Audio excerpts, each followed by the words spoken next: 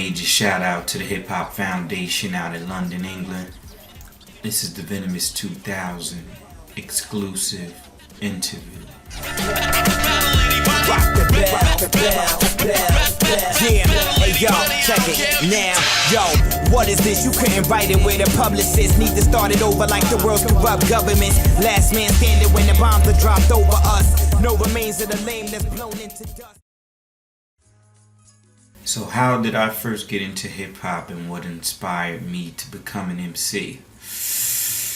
Well, growing up in New Jersey, right across the waters from New York City, I was always around hip hop. I had, uncles, aunts, my brother, and people that always, played the music, listening to the radio shows.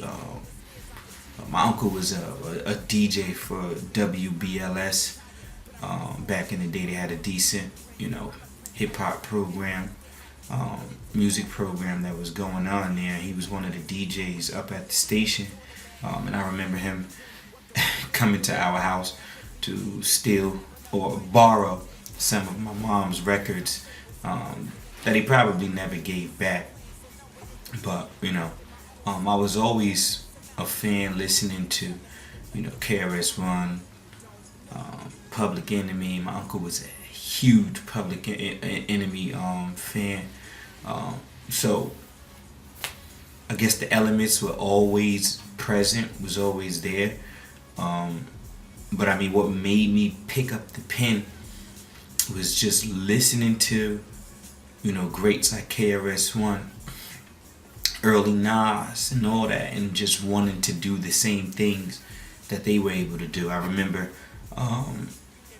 maybe pausing tapes every 2 bars, and I would try my best to just write those lyrics down and then play the song and kind of like recite the whole thing back, which is how I guess I was able to form the wordplay that I have now.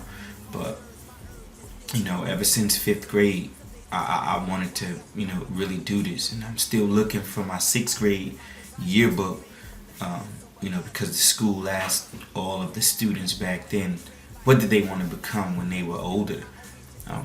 In life, what do you want to do? And I remember I said I wanted to be a rapper. But, over the course of time, now I understand what I meant to say was an MC. So what inspired me was, I guess, the God-given right, man. It's just one of those things that was in me. I'm not gonna sit and say, the cliche stuff, because everyone started the same. He was inspired by listening to other MCs, listening to other music, wanting to be like someone else until you found your own voice. And that's pretty much what happened, with me. So I guess that's how I got into this whole MCing thing. Just, listening to hip hop, growing up in New Jersey across the waters from New York, and all the things that went on around my block, and people with the boom boxes, people with the crazy car systems, and just everything, man. Just living it is how I became inspired to become an MC.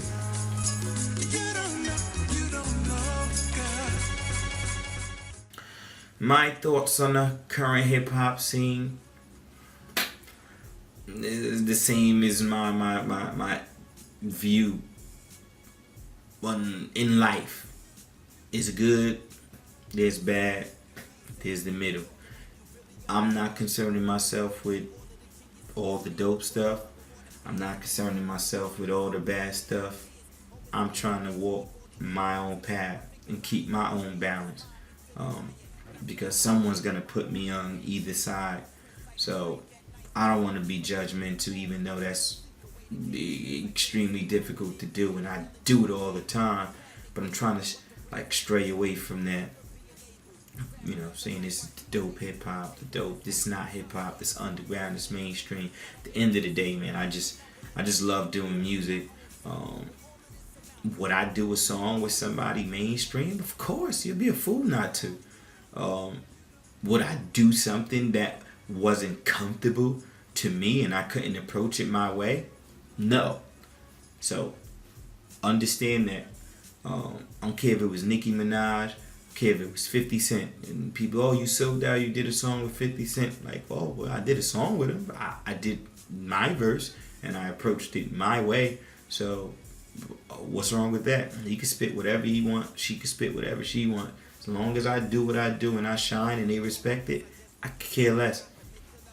And I've done plenty of songs like that with people.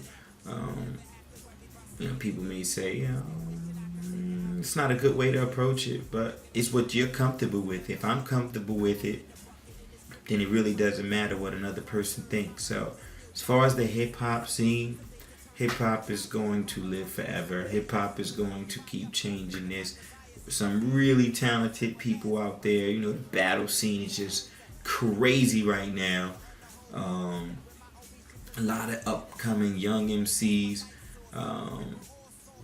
You just gotta find your niche, man, and that's pretty much what I'm doing. Like, I'm not concerning myself with what other people are doing. I need to focus on what I'm doing. I'm hip hop, they're hip hop. When we come together, let's blend, let's rock. That's my take on it.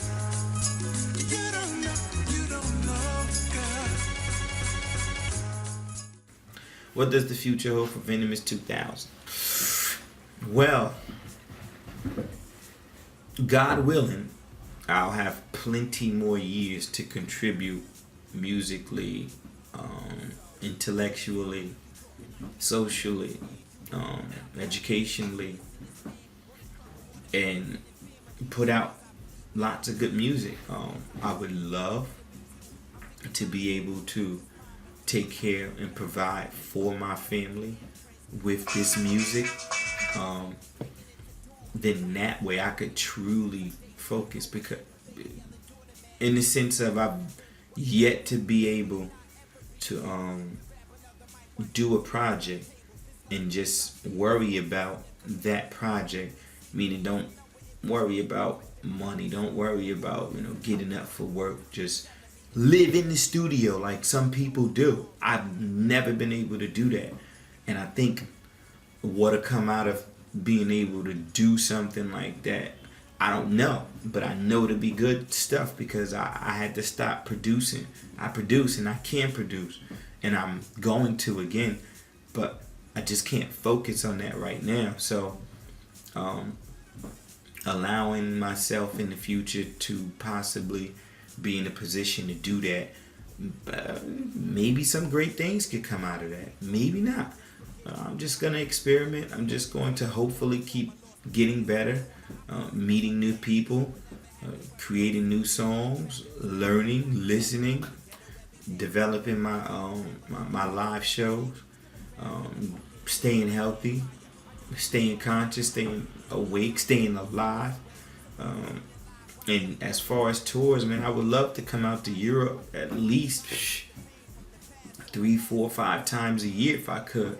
Or, work my regular 9 to 5 like I intend to do, and come to Europe and enjoy the summer.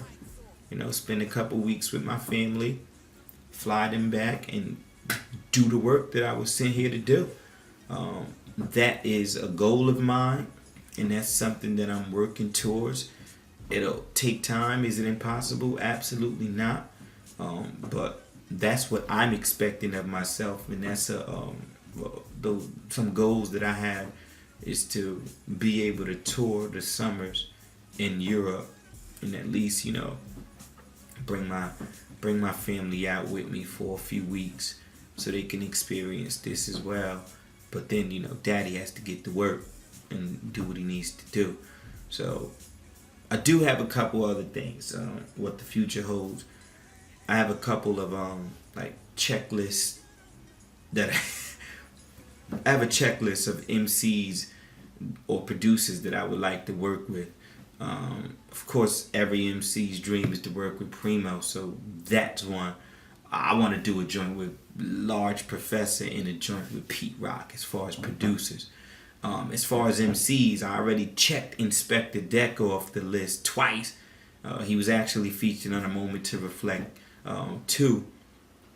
And I got him on a song for the album that didn't come out yet with myself and DJ Priority. So hopefully that album will drop sometime next year. That's another conversation. But Inspector Deck, I must, before I leave this planet, do a song with my man Black Thought. If that happens, I could say that not my hip hop career is done, but as far as coming up as a MC, listening to him, that's always been one of my dreams, and still to this day. Even though I wouldn't say like I'm underneath him lyrically or anything like that, but listen, Black Thought, KRS-One, Inspector Deck, Mos Def. Oh, and Nas.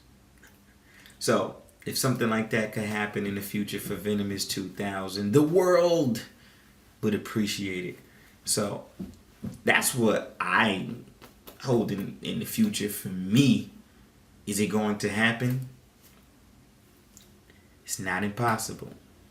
So, we'll see.